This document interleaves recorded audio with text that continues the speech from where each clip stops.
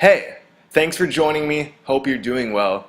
The Holy Grail is an allegorical object whose true meaning is that of the center of our plane, the exit out of this matrix.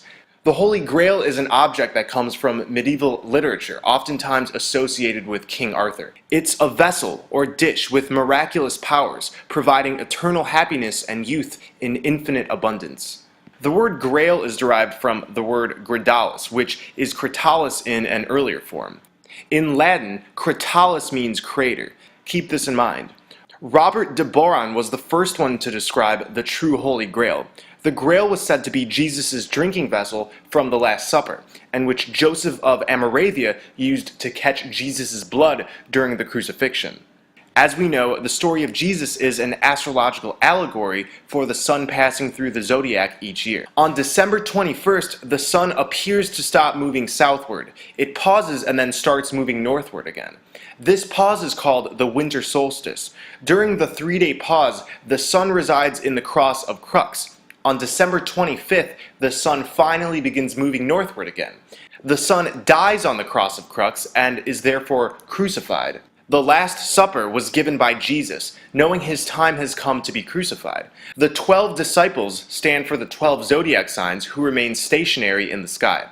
There's a hole or a crater at the center of our flat plane where all compasses point to. Upon entering this opening, we're able to achieve everlasting life. We are stripped of these body prisons and go into the land of perpetual twilight. We leave this part of the plane drenched in deception and do an interdimensional flip-flop. So this Holy Grail is really an allegory for the movement of Jesus the Son into the hole at the center of our plane. It moves into the hole briefly, bringing in the seasons, and this is why the sun appears to be stationary during the solstices. The blood of Jesus is caught by the Grail during the winter solstice, meaning Jesus the Son is momentarily moving into this crater. In medieval art, the Holy Grail is typically placed in the center of a flat, round table. This is telling us what I'm saying. The prize is at the center of our plane. This account from Robert de Boron, however, had developed from centuries of stories. One of the first written of the Grail comes from the 10th century Celtic story Perceval, written by Chrétien de Troyes. The prologue opens up with a description of paradise on earth. To the Celtic mind, this paradise and the other world were twin universes running parallel to one another.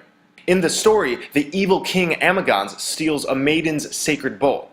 Because of this, contact with the other world is lost. So the Grail hero has to now discover the meeting place between the worlds, where he can re-establish communion between the divine female, queen of the inner land, and the king of the outer realm.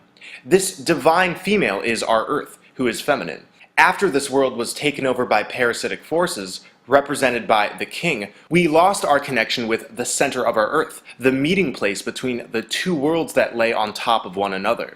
In the Welsh Mabinogion, Bran the Blessed is given a cauldron where dead men can be revived.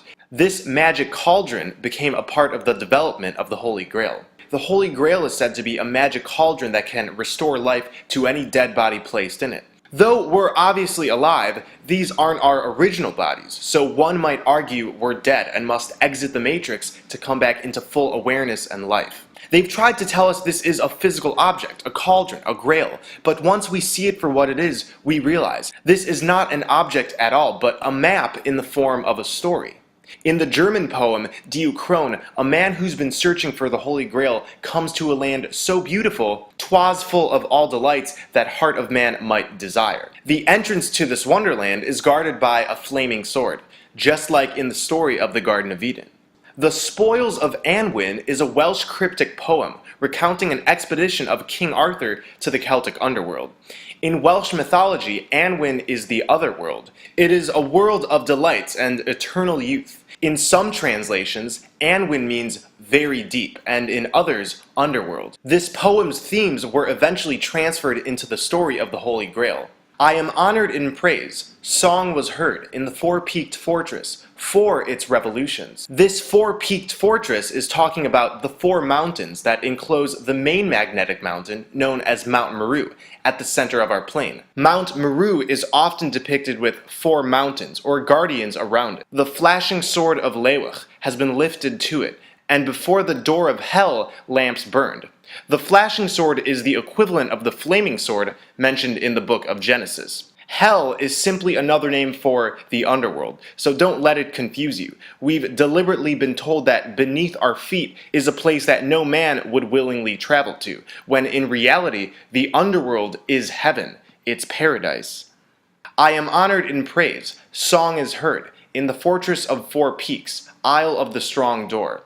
So this story occurs on an island. Mount Meru is at the center of an island, as shown by a map made by Gerardus Mercator in 1595.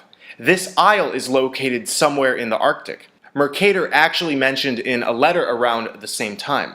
Right under the pole, there lies a bare rock in the midst of the sea, and it is all of magnetic stone. In my opinion, it's strange that a story about a magic opening near a mountain would over time become the Holy Grail.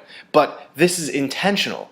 We've been given a paper trail, so once we start decoding, we can't mess this up. The Phantom Chariot of Cuchulainn, an ancient Welsh text, contains a poem called Dun Scaith, meaning Fortress of Shadow, which tells a similar story. It involves a subterranean paradise world through an island with a mountain. As I've talked about in previous videos, the 8-rayed symbol is usually synonymous with a gateway. The cross of the Elu represents the gate of God. The Sumerian 8-rayed symbol of the Nibiru represents a gate. The Dharma wheel, symbolizing the walk towards enlightenment, is a gateway to nirvana. And there's many more. These are all converging towards the center. All compasses have 8 points, and this is no accident. Our compasses point towards this magnetic mountain where we must go to achieve everlasting life. This is why there's always an arrow or red mark indicating where to come pass. On this ancient Chinese compass, we see an 8-rayed symbol, and at the center, there is a spoon, telling us we must drink from the waters through the opening at the center, just like when we drink from the Holy Grail. These waters will help us achieve everlasting life, and probably have extensive spiritual properties that we can't even imagine. This is an ancient Viking compass, again, 8 lines, and the center is marked with a jewel. Our compass is our guide. As long as we follow it, we'll eventually arrive at Mount Meru, towards our divine destination. And we will be closer and closer to the green astral light pouring out from the center. Ever wondered why green is go on a traffic light? Because we must go within, where the green astral light, what some call the aurora borealis, is coming from. If you take the letter G and flip it upside down and put the O underneath, we see an arc shape, similar to the candy cane. Candy canes are symbolic of Jesus the Sun, moving in and out of the center hole during the solstices. The arc shape is what this represents. So the word is pointing to where we must go. There is no mistake. Green is go. In the new movie The Big Friendly Giant, a giant and a young girl jump into a sparkling neon lake at night and come up in a misty world with the aurora borealis. A sparkling stream flows uphill, and the giant says, "This is the land of dreams." This misty world is not a fiction. It's the land of perpetual twilight, powered by the black sun. The black sun, which is at the opposing end of our white sun, emits this green energy, vril, prana, whatever you want to call it. Both suns are actually one in the same, because one side of a light hole is a black hole. The Mystery of the Green Children of Woolpit is an English folk story about the land of perpetual twilight, or St. Martin's Land. 2 children appeared in the village of Woolpit. The boy and girl spoke in unknown languages, and their skin was green. It was said they emerged from an opening in a cavern, which connected our world and theirs. A farmer discovered the pair and took them into town. In time, they lost their green color. Whether or not this is a folk story or a true story, it reveals to us many things. Their said green color was due to the astral light which comes from beneath our feet. And they even said they came from a place which was always twilight.